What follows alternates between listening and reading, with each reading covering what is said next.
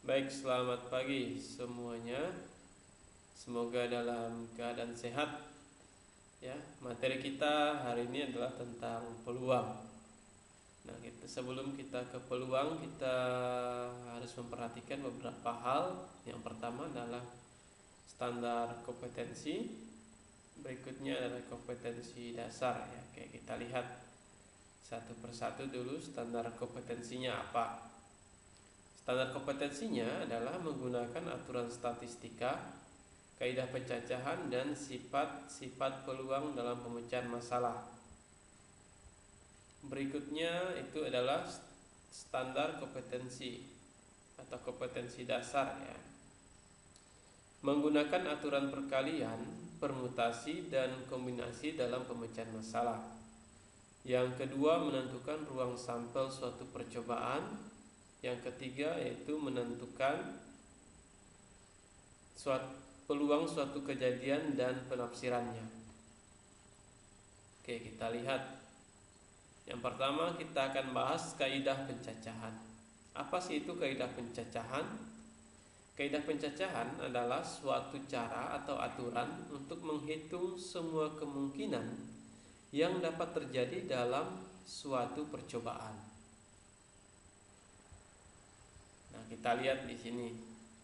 Ya.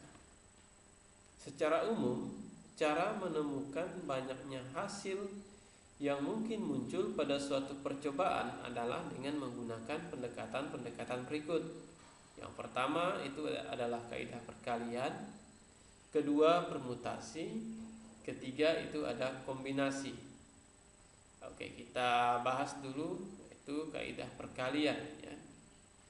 Dalam kaidah perkalian ini ada aturan perkalian. Nah, aturan pengisian tepat. Nah, kita lihat ini ada keterangannya. Jika tempat pertama dapat diisi dengan N1 cara yang berbeda, tempat kedua dengan N2 cara yang berbeda, dan seterusnya sampai dengan tempat ke K dengan NK cara yang berbeda, maka banyaknya cara untuk mengisi K tempat yang tersedia adalah N1 kali N2 kali seterusnya sampai dengan kali N ke K ya.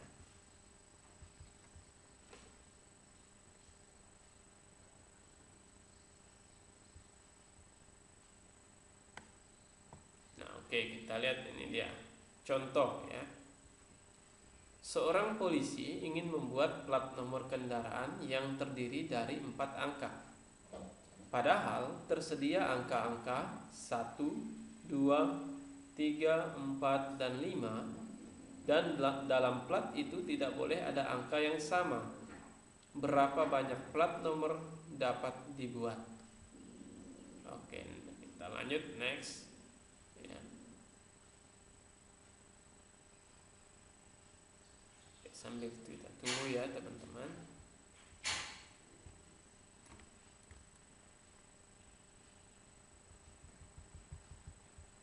Oke, ini dia, kita lihat ya. Nah, kita jawab. Untuk menjawab pertanyaan tersebut, mari kita pakai pengisian tempat kosong seperti terlihat pada bagian berikut. Ya, ini A, B, C, dan D. Ini bagannya ya. Kita isi. Dari A itu ada 5 angka, B itu ada 4, C itu ada 3, D itu ada 5, ada 2 maksudnya. Oke, ini ada 4 buah kotak kosong yaitu A, B, C, dan D. Sebab nomor kendaraan terdiri dari 4 angka. Dalam hal ini, kotak A dapat diisi angka 1, 2, 3, 4, atau 5. Sehingga ada 5 cara ya untuk kotak A atau kotak yang pertama. Kotak B atau kotak kedua hanya dapat diisi dengan 5 dikurang 1, itu sama dengan 4 cara. Karena satu angka sudah diisi di kotak A ya. Jadi tadi syaratnya adalah tidak boleh ada angka yang sama ya. Berikutnya di C hanya dapat diisi dengan 5 dikurang 2, itu sama dengan 3 cara. karena dua angka sudah diisi di kotak A dan kotak B. Nah, kotak D hanya dapat diisi dengan 5 dikurang 3, itu sama dengan 2 cara. Karena 3 angka sudah diisikan di kotak A, B, dan C, ya. Oke, kita lihat bagaimana sih jadinya. Jadi polisi itu dapat membuat plat nomor kendaraan sebanyak 5 kali 4 kali 3 kali 2 kali 1. Jadi hasilnya kita kalikan itu sama dengan 120 plat nomor kendaraan. Nah, itu dia tentang aturan perkalian. Nah, oke ya, jadi teman-teman tidak sembarangan.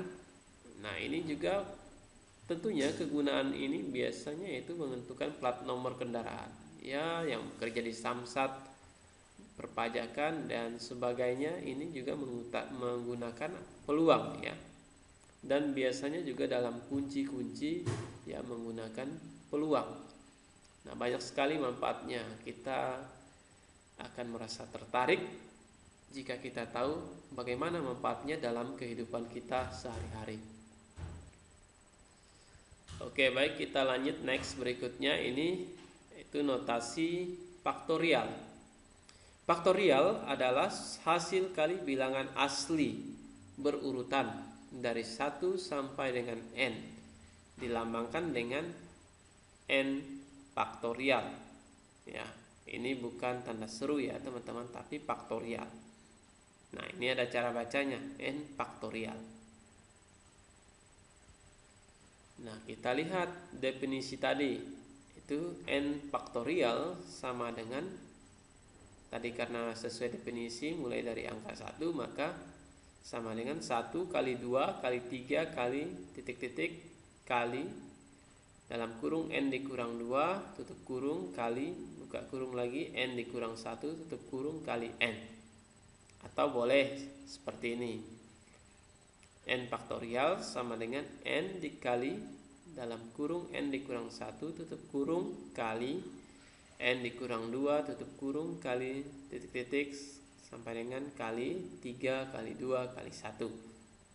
Nah, untuk lebih memahami tentang faktorial, kita perhatikan contoh berikut.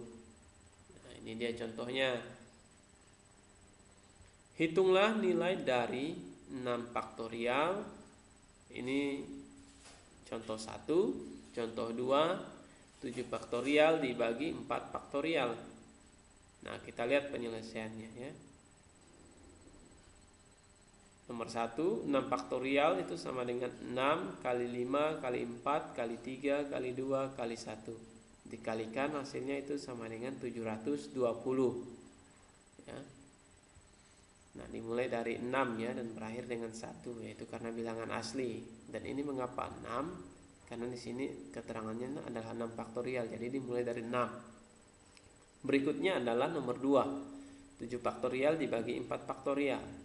Kita tulis juga sama halnya, 7 kali 6 kali 5 kali 4 kali 3 kali 2 kali 1 dibagi 4 kali 2 kali 3 kali 3 kali 2 kali 1. Nah, ini boleh juga ditulis seperti ini atau boleh berhenti di 4 faktorial karena pembaginya adalah 4 faktorial.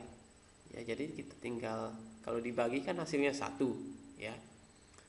Jadi 1 dikalikan bilangan apapun itu tetap bilangan itu sendiri ya, identitas ya. Jadi 7 kali 6 kali 5 kali 1 tadi ya. Jadi hasilnya adalah sama dengan 210. Oke, baik. Ini di sini dulu materi kita ya. Semoga bisa dipahami. Sampai jumpa di pertemuan berikutnya. Ada pantun sebelum mengakhirinya, 1284. Barangkali salah bilangan. Benar juga kita berjauhan tempat, masih teringat dalam kenangan.